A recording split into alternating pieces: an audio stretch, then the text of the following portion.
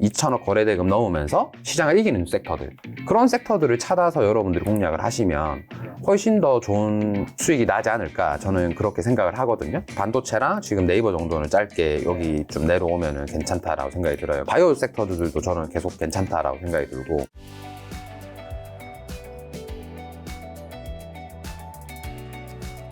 자, 그러면 현재 좀 늘 말씀하시는 그 지수보다 센 종목, 섹터, 지금은 어느 쪽인 것 같으세요? 사실 그 지수보다 센 종목을 제가 찾아보려고 지수와 좀 다른 움직임을 가지고 있는 종목들을 좀 찾아봤어요. 네네. 그래서 삼성전자도 지금도 지수보다 강해요. 아, 지금 강한가요? 네, 지금 지수가 여기에 있는데 삼성전자가 좀 위에 있죠. 요 정도 수준까지 위에 있죠.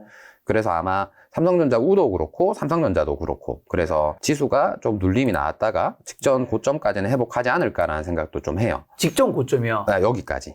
여기까지. 네. 네, 바로 요 직전 앞에 고점 우리가 직전의 고점까지. 생각하는 여기까지. 거기 그치, 삼성전자 9만 원대 생각하면 안 되는 거죠? 네. 네, 저는 이제 지수가 여기까지는 가지 않을까. 늘 제가 조금 단기 스윙으로 가져갈 때는 삼성전자가 지수보다 강한 구간이 나오느냐 안 나오느냐를 보거든요. 그러면 여기서 딱 나왔어요, 삼성전자가. 그러니까 3월 23일 날 보면 3월 23일 날 이날이거든요. 삼성전자는 3월 초의 주가를 3월 23일 돌파를 합니다. 강하게 돌파를 했죠. 근데 지수는 어때요? 3월 초에 지수를 돌파를 훨씬 못했죠. 네네. 그러면 삼성전자는 했고 지수는 못했다. 그러면 지수는 앞으로 갈 확률이 높다. 그래서 여기서 여기까지 스윙으로 가져갈 수 있겠죠. 왜냐면 삼성전자 시총이 크니까. 맞아요. 네. 그래서 그런 부분들을 여러분들이 생각보다 활용하시면 도움될 만한 것들이 되게 많아요. 그래서 저는 지수가 조금 더 스윙으로 갈까 안 갈까를 보는 거는, 그 기준은 삼성전자를 보고 기준을 좀 찾고, 두 번째는 삼성전자가 가는 것 같다. 그럼 지수가 갈 수 있으니 내가 어떤 종목을 10종목을 공략한다 그러면 10종목 중에 6종목 이상 갈 확률이 높은 거잖아요. 네. 같은 섹터만 안 하면. 그럼 이제 그때부터 이제 뭘 할까를 고민하는 거예요. 네. 그래서 지금 지수랑 좀 다르게 움직이는 게 현대차. 네, 현대차도 근데 이미 3월에 지수보다 강했어요. 보이시죠? 그죠? 그래서 이미 3월에 샀으면 샀어야 돼요. 3월에 사서 이렇게 올라올 때 매도를 해주면 괜찮은데, 지금도 사실 지수보다 강한 섹터긴 하지만 한 차례 반등이 나왔던 구간이라서 지금 도전하기엔 좀 아쉬워요. 근데 이때는 진짜 살만했죠. 이때 현대차랑 기아차랑 둘 다 3월에 지수는 내렸는데 현대기아는 오히려 오르고 버티고 있죠. 그래서 이런 자리에서 매수를 하면 손절가를 잡고 매수를 하면 오히려 더 나을 것 같다는 생각이 들고, 네이버도 오늘 이제 지수보다 훨씬 강한 종목이 됐어요. 그동안 계속 지수보다 약했다가, 그죠? 계속 약했다가 한번 오늘 이제 지수보다 강한 종목이 됐으니 눌림이 나왔을 때 조금 공략해보면 나쁘지 않을 것 같아. SK 바이오사이언스였나? 자, 이런 느낌이에요. 지금 네이버의 위치가. 그래서 물론 제 말이 100% 맞는 건 아니지만 이때도 SK 바이오사이언스가 지수보다 좀 강했어요. 그래서 이때부터 제가 유심히 보던 종목이었는데, 요렇게 올라가고 눌림이 내려왔을 때 매수를 해서 요렇게 이제 파셨다 하는 분들도 카페에도 많고, 저희 카페에서도 많고, 요렇게 매매를 했었다라는 분들이 많더라고요. 그래서 요런 부분들도 사실 여러분들이 좀 보실 만한 이유가 되는 종목들이죠. 그래서 아까 네이버가 지금 이 구간일 수도 있다, 어떻게 보면. 이 구간이고, 이렇게 눌림이 내려왔다가 올라왔을 때 매도를 할 수 있는 구간이 될 수 있지 않을까, 이런 생각도 한번 해봅니다. 그러니까 이렇게 전략을 세우는 거예요. 그러면 대표님, 이렇게 전략을 세우면 손절은 어디서 해야 돼요? 저는 이제 여기 최저가, 여기를 손절한다 생각하고, 여기 지금 나와 있는 여기 최저가 있죠? 여기를 손절을 한다 생각하고 매매를 할 것 같아요, 만약에 한다면. 그러니까 이런 식으로 이제 전략을 세우는 게 되게 중요하다라는 거예요. 그리고 셀트리온도 역시나 셀트리온 헬스케어처럼 셀트리온도 직전에 사실 지수보다 강한 흐름이 한번 나왔었어요. 나오고 나서 반등이 나온 거거든요.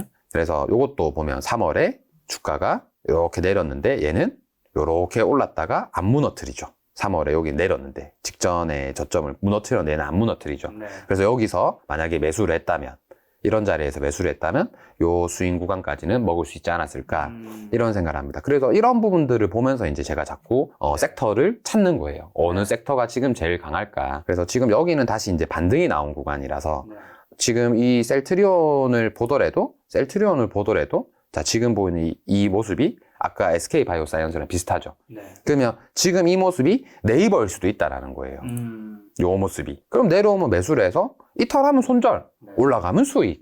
이런 식으로 이제 포트를 구성한다라는 거예요. 그리고 삼성물산이나 지금 이제 제가 보니까 2차전지 관련주들 네. 혹은 시총이 컸던 2차전지 관련주들은 약간 좀 지수보다 다 무너뜨리는 모습을 보이더라고요. 지수보다 약한 거? 네, 다 지수보다 조금씩 약했어요. LG 에너지 솔루션도 그렇게 네. 지수보다 강한 모습도 아니고 네.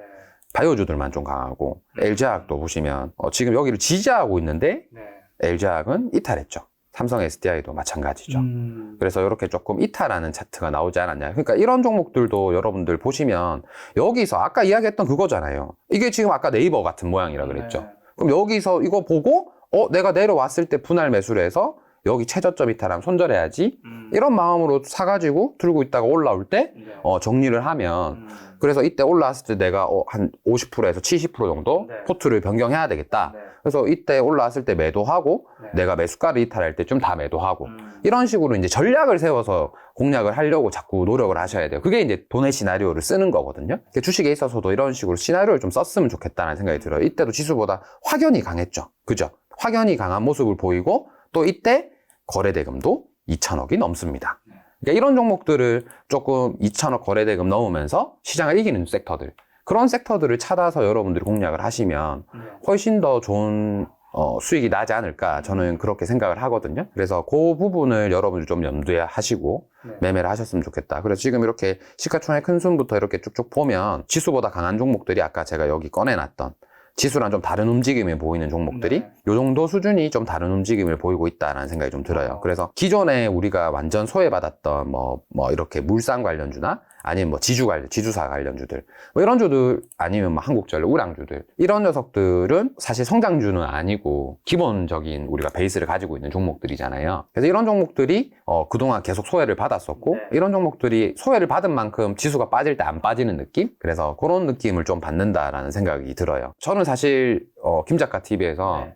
우리가 이제 2년 된 것 같아요. 제가 지수보다 강한 종목이라는 이야기를 했던 게 그때부터 그게 제가 조회수가 좀 그래도 100만 원 넘었던 것 같은데 네, 맞아요. 100만 명 중에 몇 명이나 3개월 이상 제가 알려드렸던 방법으로 공부를 했을지 그게 사실 조금 아쉬워요. 그래서 네. 그걸 계속 공부를 이어나갔으면 네.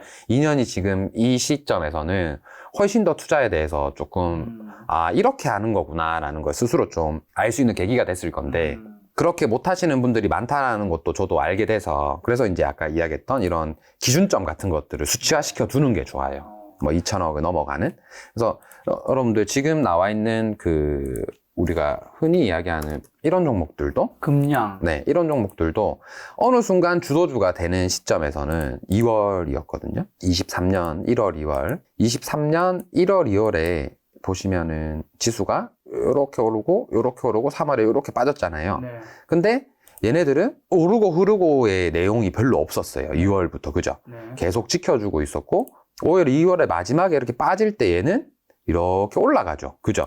근데 이렇게 올라가는데 어느 순간 2천억이 터지는 자리가 2천억이라는 기준을 세웠으면 내가 만약에 요날 이제 2천억이라는 거래대금이 처음 나와요. 그러면 이때 내가 관심 종목을 가지고 물론 이제 뭐 눌림이 나와서 뭐 물림이 안 나와서 매수는 못했겠지만 이럴 때부터 관심을 가져서 가져가야 된다라는 거예요. 그러니까 지나고 나서 이야기하는 거는 저는 사실 조금 의미가 없다라고 보고 내가 기준점이 있었으면 네. 그 기준점 안에서 매매할 수 있는 포인트를 찾아야 되지 않나. 네.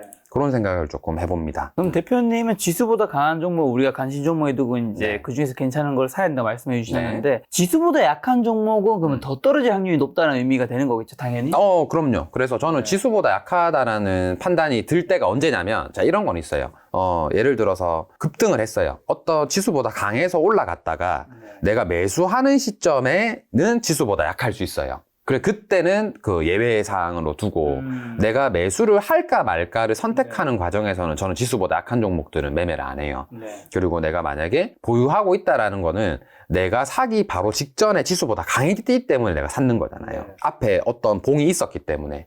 그래서 그 눌림이 나왔을 때 내가 산 거라서 그 자리면은 지수랑 상관없이 홀딩을 하되 내가 신규로 어떤 종목에 진입하거나 관심 종목을 가질 때는 지수보다 강하지 않으면 저는 관심 종목조차도 가지지 않아요. 그럼 지금은 이제 지수보다 강한 종목이면서 좀 앞으로 괜찮게 보는 가능성 있는 섹터가 지금 말씀하신 거는 자동차 섹터는 이미 좀 올랐기 때문에 안 들어가실 것 같고 대표님 네, 스타일은 맞아요. 반도체랑 인터넷 섹터가 그럴 가능성이 있어 보인다라는 걸 네. 받아들이- 반도체랑 지금 네이버 정도는 짧게 여기 좀 내려오면은 괜찮다라고 생각이 들어요. 근데 김 작가 TV에 나오시는 또 뭐 많은 여기 그 채널에서 활동하시는 주식 투자자분들은 대부분 이제 가치 투자자분들이거나 대기 포지션을 길게 보시는 분들이라서 이걸 혹시 듣고 방송을 듣고 혹시나 구독자분들이 내가 대기 길게 보고 가겠다라는 생각은 안 하셨으면 저는 한 5%에 10%만 먹으면 감사합니다 하고 나오는 편이기 때문에 이걸 20, 30% 가고 50% 가고 이렇게 생각은 안 하셨으면 좋겠어요. 근데 단기적으로 이런 종목들이 나쁘지 않다라고 생각이 들어요. 바이오 섹터들도 저는 계속 괜찮다라고 생각이 들고 시장의 돈은요 아무리 많아도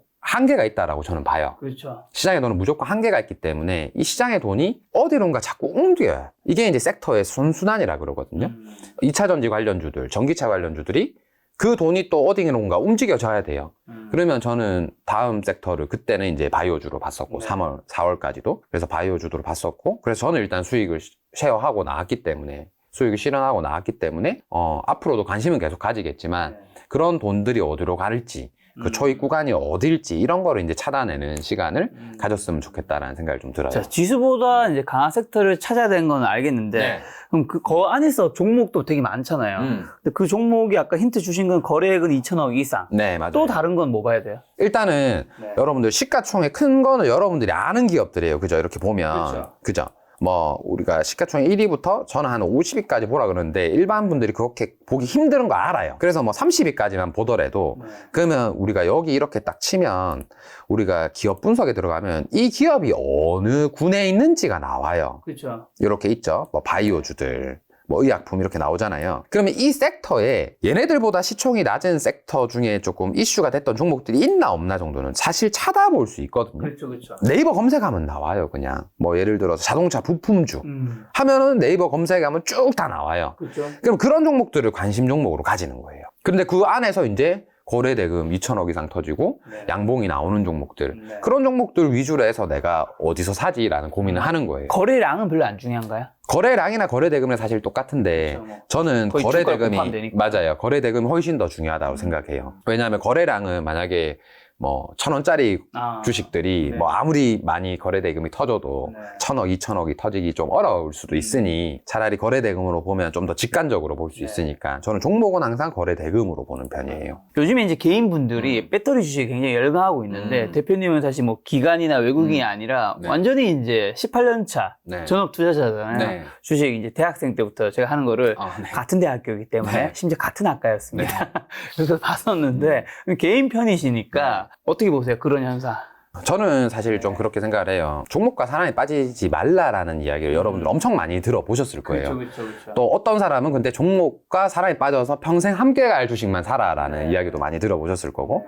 근데 저는 그 기준을 딱 한 가지로 봐요. 여러분들이 만약에 어떤 주식을 갖고 있다면 그리고 내가 그거를 정말 이렇게 가치 투자를 할 거라고 생각을 한다면 최소한 그 기업의 지금 분기 매출, 1년간의 매출 그 매출이 어느 기술력에서 나오고 이게 어느 정도의 판매가 되는지 그 정도를 스스로 바로 답할 수 있는 사람이라면 그러면 가치 투자를 해도 어느 정도 확신이라는 게 있으니까 상관이 없는데 아마 열의 9이 제가 지금 말한 질문에도 답변을 못 할 겁니다. 열의 9이 그냥 금량 전기차 2차 전지 그래 사야 되겠다. 에코프로 2차 전지인데 전지주들 오른다니까 사야 되겠다. 그렇게 생각하실 거예요.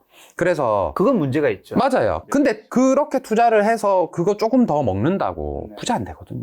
그리고 그 돈은 언젠간 다 뱉어내요. 제가 늘 이야기하는 모르고 얻은 수익은 다 독이다. 언젠간 다 뱉어내요. 그래서 그렇게 수익을 올리는 게 과연 그게 의미가 있나라는 생각이 들어요. 맨날 호가창 보고 주식 맨날 오르나 안 오르나 이것만 보고 앉아 있는 게 그리고 아무 실력도 안 늘고 시간만 보내고 앉아 있는 게 그게 투자인가라는 생각부터 든다라는 거죠. 그래서 그런 형식으로 공부를 하는 게 아니라면 한 종목에 너무 사랑을 빠지지 않았으면 좋겠다는 생각도 들고 그리고 공부를 최소한의 공부는 하고 투자를 해라라는 생각이 좀 들어요. 그래서 너무 그 투자의 유행에 휘둘리지 않았으면 좋겠다는 생각이 들어요. 우리가 역사상 단 한 번도 모든 대중들이 선택을 해서 그 투자물이 끝까지 올라서 그 모든 대중들을 부자로 만들어준 투자물은 없어요. 역사상 단 한 번도. 그렇다면 언젠간 내릴 거고. 그 내림에 있어서 나는 어디서 팔 건데라는 정도의 시나리오를 세우고 들어갔으면 좋겠다라는 거예요. 그게 어떤 종목이든지 간에. 그러니까 앞으로도 아마 또 바이오가 오르면 또 바이오 섹터들이 또 흥행을 할 거고. 이게 말씀하신 게 지금 2차 전지뿐만 아니라 바이오든 맞아요. 반도체든 네. 지나치게 열가고 맞아요. 그러면 조심해야 맞아요. 한다. 맞아요. 네. 그래서 최소한 내가 안전마진 정도는 생각을 해둬라. 어느 순간 고점 대비 10% 20% 빠지면 네. 혹은 뭐 한두 달 안에 내가 계속 고점을 갱신하지 못하면 네. 내가 반절 이상은 매도하겠다. 이 정도의 시나리오라도 내가 좀 작성해놓고 종목들을 들어갔으면 좋겠다라는 생각이 좀 들어요.